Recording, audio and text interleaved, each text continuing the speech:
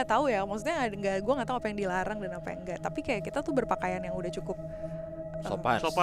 sopan iya, terus udah full armor juga gue pakai, karena guanya banyak banget kelelawar dan katanya tuh kelelawar tuh suka kencing sembarangan gitu loh. Jadi kayak udah ada sosok besar hitam yang udah mau apa marah gitu, udah marah lah pokoknya. Jadi kayak di sekeliling si gua itu pada marah semua karena nyemplung itu.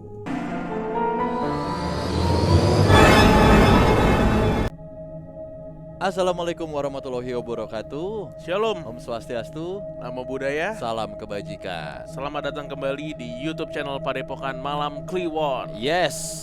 Oke, selamat malam semuanya teman Kliwon dari seluruh dunia ya. Karena Hong Kong hadir pasti ini. Pasti. Terus mana lagi sih yang absen? Australia, Melbourne tuh. Apa bedanya? Osaka. Maksudnya kotanya. Iya, dari Osaka. Dari mana-mana ada.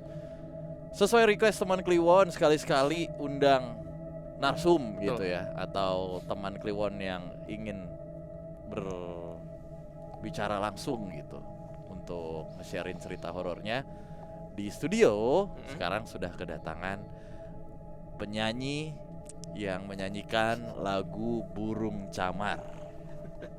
Itu Vinanya pakai V, ini pakai F, Fanta. Oh, pakai Fanta. Pakai E. Koordinasi makanya. Iya.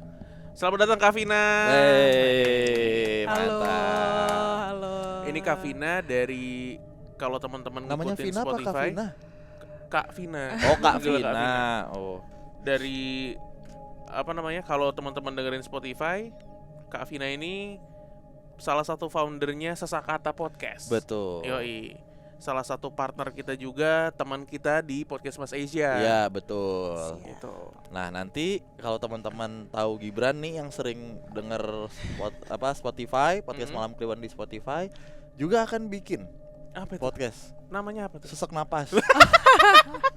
Tandingan ya? Tandingan sesak. Oh, oke. Sesak apa? Sesakata. Sesakata. Jadi iya. podcast yang akan Gibran bikin itu isinya suara dia waktu naik tangga.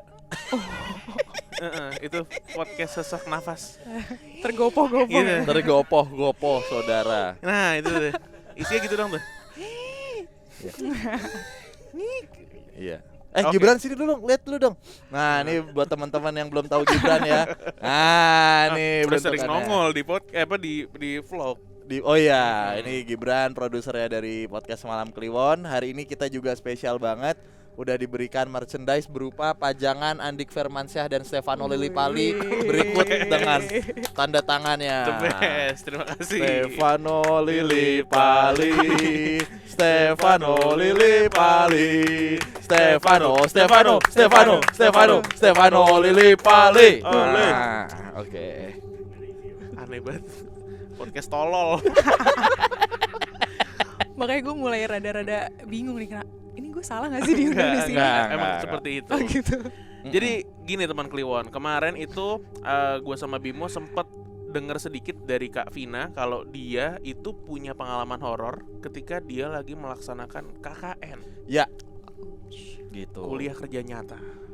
Bukan bermaksud untuk wah ini lagi hype-nya KKN, bukan ya. Tapi karena waktu itu kita lagi ada acara bareng, terus Danu sempat ngobrol sama Kak Vina ya, dan akhirnya ada nih cerita tentang sesuatu yang berbau supranatural lah ya. Saat Kak Vina ini sedang KKN, dan menurut gua agak menarik nih karena KKN-nya yang biasa didengar tuh di Pulau Jawa, ini jauh di luar Pulau Jawa. Gitu ya, bener ya Kak Vina ya? Betul. Oke deh, berarti kita langsung dengar aja cerita dari Kak Vina ya. Let's go. Wah, sesek dia. Sesak kata. Iya bener. Ini udah langsung gue aja. Silakan. Gak apa-apa. Atau mau kita tanya-tanya sebenarnya Kak Vina nih dulu kuliahnya di mana? Kok bisa sampai KKN-nya di luar Pulau Jawa sih? Oke. Nah, dari situ dulu aja deh. Oke, jadi gue tuh sebenarnya kuliahnya di Solo, di UNS. Oh, di UNS. Ya, Universitas 11 Maret. Jadi emang di UNS tuh ada program KKN yang di luar Pulau Jawa sama di luar di Jawa gitu. Jadi kayak di daerah Karesidenan Surakarta. Nah, jadi kalau misalkan itu ada namanya KKN reguler. Nah kalau misalkan KKN reguler lo tuh gampang gitu loh, lo akan di sama apa LPPM lah namanya tuh bakalan disebar gitu di Jawa, di dekat-dekat kampus lah, yang ada deket banget sih, maksudnya Solo dan sekitarnya. Nah tapi lo bisa milih KKN di dimanapun yang lo mau gitu. Jadi kayak di Indonesia, jadi kayak misalkan teman gue ada yang KKN di Sabang, KKN di Palu, KKN di Papua juga ada banyak. Jadi kayak lu bisa milih KKN di mana. Nah, ini udah di list area-areanya. Maksudnya kan kalau tadi Vina bilang bisa di mana aja, berarti terserah kita atau memang sudah ada listnya nih, boleh di mana aja di yang terafiliasi.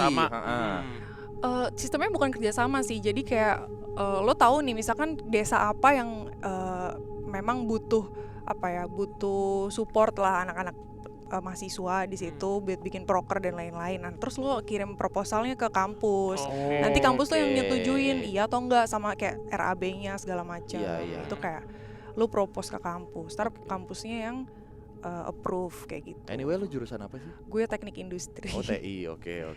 Teknik industri. Kalau TI nanti teknik informatika biasanya ya. Iya, sama sih TI juga ya itu. Iya kan. Tapi lu teknik industri ya di UNS. Oke, lanjut. Lu KKN kemana? Gue KKN akhirnya gue propose di sebenarnya ini kayak tujuan utama gue tuh sebenarnya dari dulu gue pengen banget KKN di Sumba. Karena ceritanya seru-seru lah kalau dari kakak tingkat gue kan. Nah, tapi karena di Sumba itu entah kenapa nggak dibolehin gitu loh di ke bawah. Maksudnya jadi gue kalau KKN tuh setiap semester kan ada ya. Nah jadi gue tuh KKN tuh di semester yang Januari, yang Desember ke Januari. Jadi tuh memang di beberapa tempat dilarang gitu karena entah akomodasinya. Kalau misalkan lo naik kapal itu kan lagi arusnya lagi deras apa segala macam. Jadi kayak kampus tuh udah tahu lah ini yang mana yang baik, yang mana yang enggak. Ya udah akhirnya gue memutuskan untuk KKN di Wakatobi. Di Wakatobi nih teman Kliwon nih. Jelas-jelas dengan tujuan liburan ya. Karena Wakatobi itu keren banget. Keren banget. Iya. Asli indah banget. Tujuan gue jelas liburan dan ya KKN lah ya, mengabdi sambil liburan gitu. Terus ya udah. Terus gue jadi singkat cerita nih, gue ber-19 orang dari kampus. Jadi dibagi 2 kloter gitu. Ada yang kloter pertama itu full naik pesawat. Jadi gue kayak dari Jogja naik pesawat ke Makassar, dari Makassar ke Kendari, dari Kendari naik pesawat ke Pulau Wangi-Wangi. Jadi Wakatobi itu sebenarnya kepulauan. Iya, kepulauan Wakatobi. Wangi-Wangi, Kaledupa, Tomia, Binongko gitu. Jadi Wakatobi. Nah, gue tuh ada bandara di Wangi-Wangi. Nah, gue turun di Wangi-Wangi. Itu full naik pesawat. Nah, kebetulan pulau gue itu harus naik kapal lagi, naik kapal kecil namanya Johnson. Itu tuh kayak 20 menit dari Wangi-Wangi ke pulau gue itu. Udah, singkat cerita, itu yang kloter pertama. Kloter kedua itu ada naik kapalnya. Jadi dari Kendari dia kayak 10 jam atau 12 jam gitu naik kapal ke Wangi-Wangi. Dari Wangi-Wangi baru naik kapal kecil lagi ke naik Johnson itu ke mana? Pulau gue lah. Nah, udah terus gue dateng lah pertama nih, kloter pertama. Langsung disambut sama si kepala desanya segala macam gitu kan. Terus ya udah. Gue dikasih rumah. Posko pertama gue itu begitu baru datangnya kebetulan malam, jadi kayak jalannya tuh masih jelek banget lah. Jadi gue kayak geret-geret koper ke satu rumah itu memang udah lama nggak ditinggalin. Ini sorry Kak, ini tahun berapa? 2019. Belum lama. Oke. Iya. Jadi gue dikasih rumah yang memang udah lama nggak ditinggalin. Nah orangnya tuh pokoknya orangnya tuh kayak lagi ke Makassar atau kemana gitu. Pokoknya dia lagi perantau lah. Akhirnya rumah itu nggak dipakai. Akhirnya sama kepala desanya udah ditunjuk rumah ini aja buat anak-anak KKN. Nah kebetulan rumahnya tuh nggak begitu gede gitu. Untuk 19 orang tuh nggak muat lah kalau lu harus tidur gitu. Jadi gue bener-bener tidur tuh. Jadi ini ada kayak ruangan luas gitu. Di ruangan itu lo makan, lo meeting, lo tidur tuh di situ gitu loh. Jadi kita kayak gelar karpet, terus kita tidur kayak pepes, nggak bisa lo geser ke kanan, geser ke kiri tuh nggak bisa, lo cuma bisa lurus doang gitu kan. Berapa lama tuh lo gitu? Gue 45 hari. Oke. 40-an hari lah. Iya. Sama PP lah 45. Ya gitu. Ya udah, gue di posko 1 itu. Gue datang kondisi poskonya itu kayak bener-bener kayak udah lama banget nggak ditinggalin gitu. Itu debunya tuh yang tebel, terus kayak lampu tuh mati semua, listrik tuh mati gitu, kayak kita nggak tahu. Kamar mandi, posisi kamar mandi cuma ada 1. Kamar mandinya tuh belum dibersihin juga gitu. Kita datang kayak masih dalam keadaan kotor karena belum dibersihin. Iya. Jadi gue masuk tuh ke kamar mandi, terus gue ngeliat ke atas. Jadi kayak gini nih, rumahnya tuh 2 lantai. Oh 2 lantai. 2 lantainya tuh tapi di bagian dapurnya doang. Jadi kayak bagian depan ini kayak 1 lantai, terus bagian dapur itu ada 2 lantai, di atas tuh loteng. Oh. Nah lotengnya itu entah kenapa ada kasur. Kasurnya itu entah kenapa dia sendiri yang rapih gitu.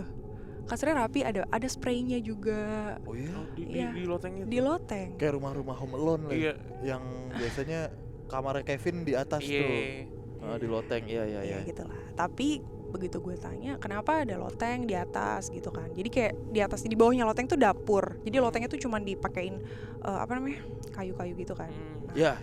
Terus begitu, jadi kayak lo di dalam kamar mandi, lo ngeliat ke atas tuh lo bisa ngeliat loteng gitu loh. Sedangkan kamar mandi cuma 1, cewek cowok gitu loh. Oh. Jadi lo bisa ngintip dari atas. Iya. Ya udah, akhirnya udah tuh kita permak rumahnya. Abis kita gue nggak suka gitu loh, kayak iya paham lah. lo baru dateng, lo udah capek banget nih, udah berjam-jam di jalan, terus lo dapet rumah yang kotor gitu kan. Akhirnya gue bersihin semua, gue rubah-rubah posisi. Ada sofa, ada banyak sofa, gue rubah, gue taruh luar, gue pinggirin segala macam. Terus kita rapi-rapi, bersih-bersih buat bisa tidur. At least tuh tidur dulu tuh malam itu. Kita mandi di masjid dulu nih. Udah semua ke masjid segala macam. Nah, terus kebesokan harinya kenalan lah ya sama warga. Terus gue tanya, kenapa di atas tuh ada loteng gitu kan, kayak kenapa lotengnya juga bersih sendiri. Sedangkan kayak nggak ada yang ini juga tempatin gitu kan. Terus ya udah, dia cerita emang kalau orang sana biasanya itu loteng itu, jadi kayak kebanyakan rumah memang 2 lantai ada lotengnya. Loteng itu tempat untuk nyimpan perempuan-perempuan yang lagi haid. Jadi cewek-cewek kalau lagi mens tuh nggak boleh keluar rumah. Lo dikurung yang nggak dikurung sih, disimpan lah ibaratnya. Dan harus di loteng. Harus di situ. Iya, itu tempatnya. Jadi ada di situ. Ini kayak gue kepo aja langsung nanya kan. Ya udah, itu penjelasan pertamanya sih warga di sana. Warga sana. Ya udah dong. Nah, sebelum itu gue akhirnya, singkat cerita ya, rumah posko 1 itu udah bersih, udah layak lah untuk ditinggalin. Nah, datanglah teman-teman yang kloter 2. Kloter 2 ini memang rada lama datang, kayak 3 hari setelahnya itu karena kan. naik kapal tadi itu ya. Betul, karena naik kapal berhari-hari lah. Terus ya udah datang kloter 2. Terus akhirnya kita dibukain lah 1 posko lagi. Karena nggak muat. Poskonya itu bener-bener di atas laut. Jadi rumah panggung. Iya. Ya udah, situlah di atas laut, rumah panggung. Akhirnya kita bagi 2, siapa yang mau ngecamp di sini, siapa yang mau ngecamp di sana. Tapi tetap aja lo meeting tuh di posko 1 walaupun empet-empetan lah. Jauh nggak jaraknya? Enggak. Posko 1 sama posko 2 gitu? Kayak cuman 200 meter lah ya. Oke. Jadi kayak masih kelihatan lah ya. Gue ya nggak kelihatan sih karena gue di gang, itu tuh bener-bener di laut. Iya. Kayak gitu. Nah itu tuh cantik banget lah. Si posko 2 ini, posko yang itu tuh kantor, sebenarnya kantor lah itu. Kantor pemerintahan desa lah gitu. Kantor Bukan. Taman Nasional sih. Oh, oke. Nah, jadi kayak di Wakatobi itu kan ada taman, terus disebar di pulau-pulau gitu kan. Itu cantik banget, kayak di Maldives lah, kayak keren banget. Bagus banget. Bagus banget. Nah akhirnya di hari setelah mereka pulang, maksudnya setelah kita kumpul nih ber-19 udah kumpul nih jadi 1, kita kayak apa ya, silaturahmi dulu lah ke bukan ke Wangi-Wangi, kayak ke orang Tamnasnya, ke pemerintahannya. Oke. Nah gitulah, kita datanglah ke pulau di Wangi-Wangi. Nah disitulah gue kayak ngediscover sesuatu gitu. Jadi memang sebelumnya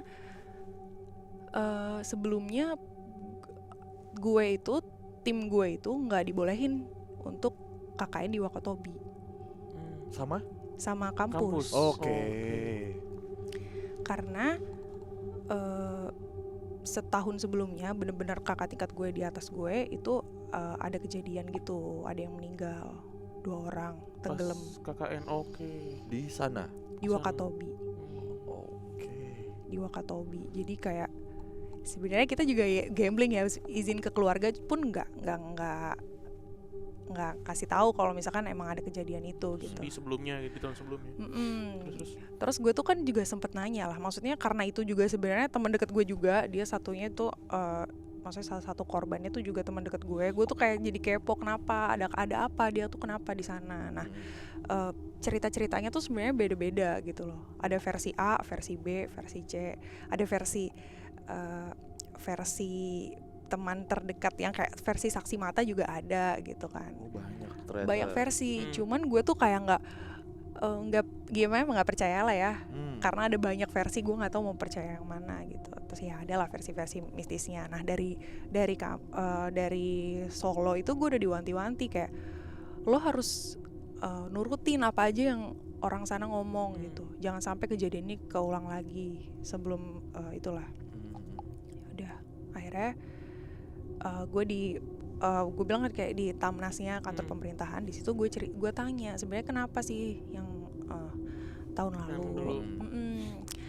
Terus ya di situ terungkap lah kayak ya memang intinya lo nurut aja lah kalau gue kasih tahu apa. Maksudnya kalau kami di sini bilang apa, kami yang lebih tahu gitu. Kalian nurut aja apapun yang dibilang sama kepala desa, kepala adat, semuanya tuh nurut aja. Nah dari situ gue kayak oh ya udahlah gue tau lah, maksudnya udah dikasih tau lah cerita kenapa sih 2 orang sebelum gue itu ada yang meninggal. Tanpa mengurangi rasa hormat, boleh nggak di-share? Yang tadi lo bilang ada alasan mistisnya juga. Kayaknya bukan hak gue deh untuk share sih. Gue kayak sebenarnya intinya adalah 2 orang itu melanggar apa yang sudah dianjurkan atau diperintahkan oleh masyarakat setempat di sana gitu. Betul. Ya. Intinya mereka ngelanggar lah. Oke. Jadi kayak ya gitulah. Apalagi mereka snorkeling gitu ya. Nah gitulah. Terus udah tuh. Jadi gue dan tim gue tuh bener-bener well behave banget, bener-bener yang kayak nurut lah, jaga sikap lah, jaga banget lah. Gue menghindari karena emang niatnya kan ya selain KKN kan ya happy ya kan? Benar. Cantik gitu Wakatobi. Terus kayak ya udah. Akhirnya happy-happynya lo singkirkan karena takut melanggar apa yang udah disuruh sama masyarakat setempat gitu. Iya. Sebenarnya bisa happy tuh nggak dilarang, cuman kan ada waktunya gitu. Oke. Kita nurut kayak misalkan Pak saya mau ikut snorkeling dong gitu kan. Oh yaudah nanti ikut saya jam 5 ya. Ya lo jam 5. Oh jangan sendiri nih ngide. Jangan. Oke. Karena dia tahu yang mana yang bener lah ya. Iya. Terus. Udah tuh singkat cerita udah kita pulang dari situ, kita membawa cerita yang sangat wow gitu kan. Akhirnya gue melanjutkan KKN gue dengan ya udah biasa aja. Nah ternyata di salah satu teman gue ini ada yang memang ya IndiHome lah ya. sensitif gitu ya. Sensitif dan memang bisa gitu loh. Oke. Dia nggak pernah mau untuk tidur di posko 1, posko yang pertama debuan tadi itu ya. Motor tadi ya. Dia nggak pernah mau tidur di situ, entah kenapa. Kita nggak ada yang tahu kalau ternyata dia itu juga punya, maksudnya bisa merasakan gitu kan. Ya udah, gue bodo amat. Gue selalu tidur di situ, jagain, terus kayak ya udahlah sama teman-teman gue. Terus jadi temen gue ini kayak selalu ngejagain teman-temannya gitu loh. Jadi si orang ini kayak bener-bener perhatiin cewek-cewek tuh, dia perhatian banget, baik, tapi dia kayak nggak peduli kalau misalkan ada drama. Kalau KKN kan biasa ada drama gitu kan. Iya. Jadi dia nggak peduli. Ini teman lu kita namanya kita samarin aja deh biar enak nyeritainnya. Misalnya siapa? Siapa ya? Misalnya siapa? Cowok atau cewek sih? Samarin aja kali ya. Cowok Iya, atau samarin cewek? aja. Emang harus pakai gender ya? Ya kalau lo samarin juga ketahuan gendernya apa. Ya kita salah aja nggak sih ngomong? Ya udah sebut Iya, aja Wahyu gitu. Wahyu lah, Oh, Wahyu. ya, si Wahyu. Oke. Boleh Wahyu. Wahyu. Iya. Nah ya udah, si Wahyu ini lebih baik untuk menyendiri dengan alasan supaya dia mentalnya juga bagus lah ya, karena iya. banyak drama, semakin banyak orang kan semakin banyak drama. Ya udah dia bilangnya gitu sih, gue lebih baik tidur di tempat lain daripada gue di sini gitu, banyak drama. Ya udah. Nah jadi gini, KKN gue itu prokernya kebanyakan itu tentang digitalisasi. Jadi karena itu potensial banget buat si pariwisata. Jadi gue kayak udah digitalisasi, kayak e-commerce untuk UMKM apa segala macam. Nah yang paling menarik ini sebenarnya untuk promosi si pariwisatanya itu. Nah promosi pariwisata itu mengharuskan kita tim KKN ini untuk explore. Jadi di KKN ini, jadi di pulau ini sebenarnya kayak ada beberapa lah tempat-tempat yang memang bagus lah. Nah tapi tempat-tempat itu punya sejarah yang emang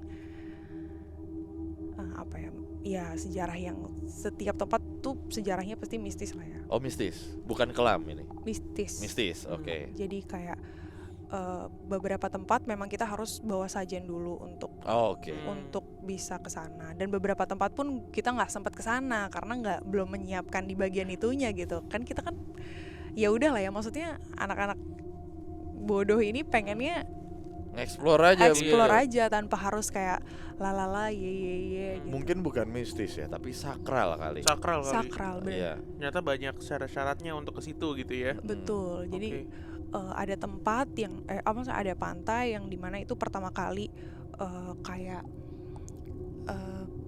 penyiar agama Islam masuk ke situ, terus tapi ternyata gagal masuk ke situ karena kapalnya karam kayak gitu. Terus dia pindah tempat lagi, ada dinamain batu, ada batu kayak pertama kali orang datang ke situ. Nah itu tuh tempat-tempat yang sakral gitulah. Iya. Yang kayak gitu-gitu. Nah jadi kayak ada tim untuk explore ini. Tim explore ini explore lah kemana-mana. Ada guide-nya juga, ada orang sananya yang emang ceritain sama ngasih tahu yang mana yang baik, terus sama ceritain sejarahnya, terus apa segala macam, terus kayak apa yang nggak dibolehin, apa yang dibolehin kayak gitu. Nah someday gue pernah ikut ke goa. Suatu goa. Jadi goa itu tuh kayak kalau kata guide sana, goa itu dulu jadi kayak tempat untuk meminta lah. Kayak gitu. Nah gue rame-rame. Jadi kalau masuk ke goa itu tuh lo kayak harus naik jauh banget loh, lo jalan kaki, terus lo naik VR dulu. Gue tuh kayak dulu cuma ada motor. Jadi di pulau itu tuh nggak ada mobil sama sekali, cuma ada satu mobil. Itu punya toko gitulah, ada satu toko. Dan cuma ada satu toko, beneran cuma ada satu toko, satu pulau. Jadi gue naik VR, atau VR kan lo? Iya. VR. Iya, kalau VR kan ini virtual reality. VR yang kayak buat ngangkut gas gitu-gitu di belakang motor yang ada kan? motor yang ada pick up-nya gitu, baknya gitu kan. Iya, betul. Bener gak sih? Betul. Iya. Naik VR terus habis itu naik motor lagi karena harus gitulah jalannya hutan-hutan segala macam. Ya udah gue ke goa itu. Nah, di goa itu karena gue nggak peduli ya sebenarnya sama hal-hal yang kayak gitu. Gue akhirnya ya udah jalan aja gitu. Gue cewek sendiri kebetulan. Berapa orang? 7. Oke. Sama gue lupa deh pokoknya 7. Nah gue cewek sendiri. Kebetulan gue nggak tahu ya, maksudnya gue nggak tahu apa yang dilarang dan apa yang enggak. Tapi kayak kita tuh berpakaian yang udah cukup sopan. sopan iya, terus udah full armor juga gue pakai, karena guanya banyak banget kelelawar dan katanya tuh kelelawar tuh suka kencing sembarangan gitu Iya. loh. Oke. Jadi gue pakai jas hujan, Oke. terus gue udah pakai helm dengan gue juga nggak tahu ada apa di dalamnya kan. Iya, iya. Eh, tapi pada saat itu gue lagi haid gitu. Oh, oke. Gue santai banget gitu, datang terus karena memang kan tadi ya prokernya tuh kan promosi, lo harus ada foto, lo harus datengin terus lo fotoin tempatnya kayak gimana, terus nanti lo kayak entah di Google review Iya. atau di Instagram, kita bikin Instagram buat desa-desa. Intinya publish ke internet gitu ya. Betul. Nah ya udah gue bantu untuk foto, kebetulan ada teman gue fotografernya juga, terus ya udah gue santai aja jalan, tapi temen gue ini, si Wahyu ini selalu kayak ngelindungin gue gitu Dengan cara kayak Vin hati-hati gitu. Padahal kayak nggak ada apa-apa gitu kan. Terus kayak gitu, Vin hati-hati ya udah gue jalan. Terus jadi di dalam gua itu kayak ada 2 jalan yang, jadi kayak sebenarnya lo nggak akan nyasar di gua itu, cuman ada cuman ada 2 jalan gitu loh yang bikin lo nyasar. Yang satu ini ke mata air, yang satu ini ke jalan keluar. Jadi tapi jalan pintasnya tuh di atas gitu, lo harus manjat gitu sekitar 300 meter ke atas. 300 meter. 30 meter. 30 meter kali ya. Iya. Ya lo harus pakai tali lah, lo harus manjat ke atas. Nah, gue nggak siap equipmentnya, akhirnya gue putar balik. Nah, sebelum gue putar balik, gue mampir dulu lah ke mata air. Nah, teman-teman gue kan rada-rada sotoy ya. Jadi kayak pengen nyobain mata airnya dingin atau panas gitu, kayak Nyoba nyentuh gitu. dia nyebur Nyebur. Oke. nyebur dari belakang. Gue kayak cuma ngeliatin, jadi kayak emang guanya tuh gelap banget kan, gak ada lampu sama sekali, tapi kayak kita senterin aja kan. Mata airnya tuh bagus juga, warnanya tuh hijau kebiru-biruan, bagus gitu kan. Terus pengen nanya juga, itu mata air asin atau enggak, maksudnya yang kepo-kepo aja gitu kan. Nyebur lah temen gue, seblup gitu kan. Dari belakang si Wahyu udah kayak gitu. Terus Vin bilangin suruh naik, bilang kayak gitu kan. Udah foto-fotonya gitu kan, terus kayak naik yang, jadi ada kayak 2 orang, 1 orang atau 2 orang gitu yang nyebur, terus kayak naik buruan naik sekarang gitu kan. Ya udah, akhirnya dia naik. Ya terus entah apa yang rasa, akhirnya naik, terus kita pulang dengan, ya kita nggak peduli sih sebenarnya ada apa gitu ya. Ya udah, gue bener-bener pulang. Akhirnya si Wahyu ini cerita semua gitu, kayak pertama ke gue dulu, dia bilang, Vin, kamu tuh jadi kayak attention seeker. Aku ngelihat masuk ke dalam gua itu isinya mata semua, bener-bener mata di mana-mana, mata ngeliatin kamu, dia bilang kayak gitu. Ngeliatin aku apa siapa, gue gituin kan. Ngeliatin kamu, kalau nggak kamu ya bawaan kamu, dia bilang kayak gitu. Terus gue kayak masih nggak ngerti gitu kan, apa maksudnya. Ya pokoknya gitulah, karena mungkin kamu perempuan sendiri, terus gitulah. Terus ada apa lagi tadi di sana gitu kan. Jadi kayak si Wahyu ini nggak mau ngelihat videonya, jadi kayak gue kan videoin terus kan. Lo, kamu mau lihat videonya nggak gitu kan? Enggak, aku nggak mau lihat videonya. Aku nggak mau lihat videonya. Pokoknya aku nggak mau lihat videonya. Ibaratnya gitu, dia kayak gitu, kayak insist, gue nggak mau lihat itu. Gue pengen tahu sebenarnya di mana yang ngeliatin gue tuh di mana. Dia nggak mau. Ya udah, terus dia bilang, untung tadi cepat naiknya dari air, dia bilang lagi. Terus gue nanya, kenapa emangnya? Harusnya itu maksudnya lo jangan nyebur. Lo jangan nyebur di situ. Siapa yang tadi nyuruh nyebur, dibilang kayak gitu. Bodoh banget, dia udah marah gitu kan. Untung tadi cepet naiknya. Kenapa gitu kan? Tadi kayak udah ada sosok besar hitam yang udah mau marah gitu, udah marah lah pokoknya. Jadi kayak di sekeliling si gua itu pada marah semua karena nyemplung itu gitu kan. Terus akhirnya ya udah gue konsultasi lah sama orang sana. Kayak gimana ya, gue takutnya bersisa gitu loh. Gue nggak pengen gue ya, maksudnya kita tuh nggak pengen nempel gitu. tim KKN kita ini membawa kesan yang buruk, meninggalkan iya. kesan yang buruk gitu kan. Terus akhirnya gimana cara minta maaf? Ya udah nggak apa-apa, minta maaf aja. Terus gue bilang gue lagi mens, tapi ternyata gue kesana, dibilang gitu. Ya kenapa nggak bilang, lain kali jangan ya, dibilang kayak gitu. Oke, berarti memang bener ya, maksud gue keadaan haid tuh memang lagi sakral, baiknya lo di rumah aja gitu. Iya. Ibaratnya kayak gitu. Itu explore yang gue akhirnya gue ikut explore, terus akhirnya udahlah lu di rumah aja, Vin, lu di rumah aja gitu. Karena mungkin lu attention seeker, udah lu di rumah aja, ibaratnya gitu. Sampai akhirnya suatu hari teman-teman gue nih cowok-cowok semua explore, mereka pergi terus mereka pulang. Oke. Ada awalnya gini sih, ada satu tempat yang emang si Wahyu ini nggak jadi mau. Jadi harusnya si Wahyu ini explore. Di tengah jalan dia bilang, gue mau putar balik, gue nggak mau. Kayak aku di rumah, aku pulang aja sama cewek-cewek, dia bilang gitu. Aku nggak jadi ke tempat itu, dia bilang gitu. Kenapa? Nggak apa-apa, dia bilang gitu. Udah akhirnya explore tetap berlanjut. Si Wahyu ini akhirnya cerita, dia tuh kayak ngelihat ada buaya gitu, gede banget. Ekornya doang tuh kayak gede banget, nutupin jalan. Terus dia menganggap, dia takutnya itu jahat gitu. Akhirnya dia pulang, si Wahyu ini. Udah. Terus gue kayak, ini Wahyu ini kayak menyimpan banyak cerita. Cuman dia tuh nggak pernah mau ngasih tahu ada apa sih sebenarnya. Itu nggak pernah mau, apalagi yang di rumah ya. Itu sama sekali nggak pernah sama sekali. Iya.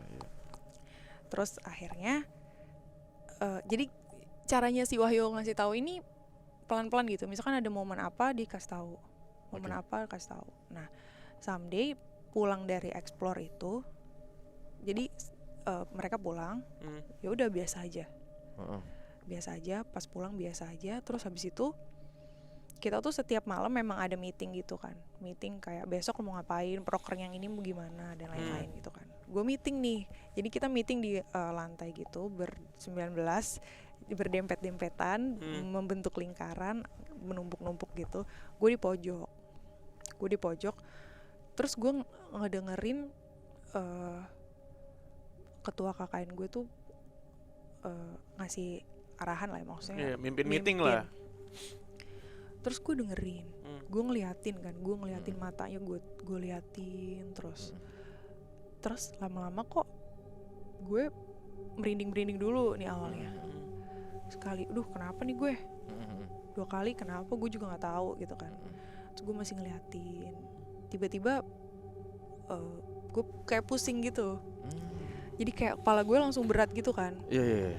Gue langsung kayak, kenapa nih? Gue bilang ke teman gue kayak udah oleng. Iya. Gue bilang ke teman gue, gue kenapa nih? Coba dong ajak gue ngobrol, biarin gue tetap sadar. Gue bilang gitu. Terus dia bilang, kenapa lo, Vin? Gue nggak tahu nih kenapa tiba-tiba gue kok kayak pusing, kepala gue berat gitu kan. Kenapa lo, Vin? Gue juga nggak tahu. Nah, karena kita bener-bener, ini ruangannya nggak ada segede gini ya. Buset, lebih kecil lagi ber-19. Jadi sebenarnya si ketua KKN gue ini tahu kalau gue tuh lagi bermasalah gitu. Tapi dia tetap lanjut keep going gitu biar. Sorry, Vin, itu posisinya masih mens atau udah enggak? Udah enggak kayak. Udah enggak. Okay. Jadi sebenarnya tahu gitu loh, dan orang-orang tuh tahu gitu gue lagi bermasalah. Gue bilang, aduh gue kenapa nih, gue kenapa gitu. Coba dong ajak gue ngobrol. Teman gue di sebelah ajak gue ngobrol, gue udah kayak pegangan udah pegangan, ajak gue ngobrol terus gitu kan. Gue nggak tahu nih gue kenapa. Terus akhirnya teman gue ngasih minum, nih Vin, lu minum aja. Gue minum lah, klek. Terus habis itu